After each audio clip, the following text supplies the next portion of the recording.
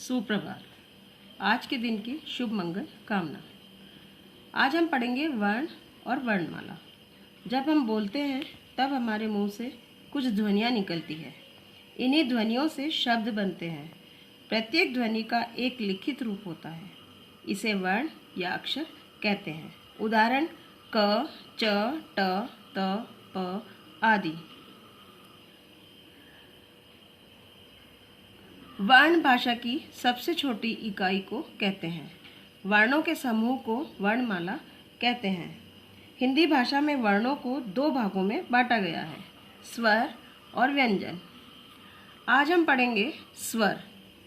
जो वर्ण बिना किसी अन्य वर्ण की सहायता के स्वतंत्र रूप से बोले जाते हैं, स्वर कहलाते हैं। हिंदी में स्वरों की संख्या 11 है। अ, आ, इ, ई, उ, री, ए, आई, ओ, औ। जिन वर्णों को बोलने के लिए दूसरे वर्णों की सहायता नहीं लेनी पड़ती, वे स्वर कहलाते हैं। स्वरों की मात्राएं। जब स्वरों को व्यंजनों के साथ बोला या लिखा जाता है तो इनके चिन्हों का प्रयोग होता है। ये चिन्ह मात्रा कहलाते हैं। यहाँ एक चार्ट दिया है जिसमें स्वर दिए गए हैं और उनकी मात्राएं बताई गई है और व्यंजन के साथ मात्रा को जोड़कर किस तरह शब्द बनाया जाता है। अ की कोई मात्रा नहीं होती। आ की मात्रा दी है। त में आ की मात्रा मिलाई तो ता बनता है और ता से शब्द बनाया है ताला। ई, छोटी ई की मात्रा। त में छोटी ई की मात्रा बनाई तो ति और ति से बना है शब्द तिनका। इस तरह सारे स्वर दिए गए हैं और उनकी मात्रा दी गई है। उनको वर्ण में जोड़ने के बाद किस तरह से शब्द बनते हैं वो बताए गए हैं।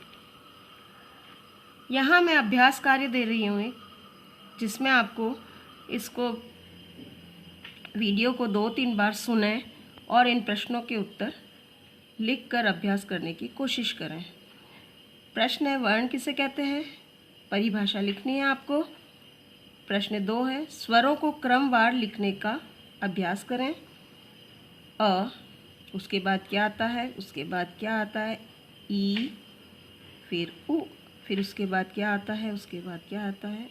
फिर ए, फिर उसके बाद क्या आता है? फिर क्या आता है? और औ। प्रश्न 3 है, स्वरों की मात्राओं के 2-2 शब्द लिखने हैं। ई, इस मात्रा का प्रयोग करके आपको 2-2 शब्द लिखने हैं। इसी तरह उ, ए और औ के 2-2 शब्द लिखने हैं। धन्यवाद। घर में रहें, स्वस्थ रहें।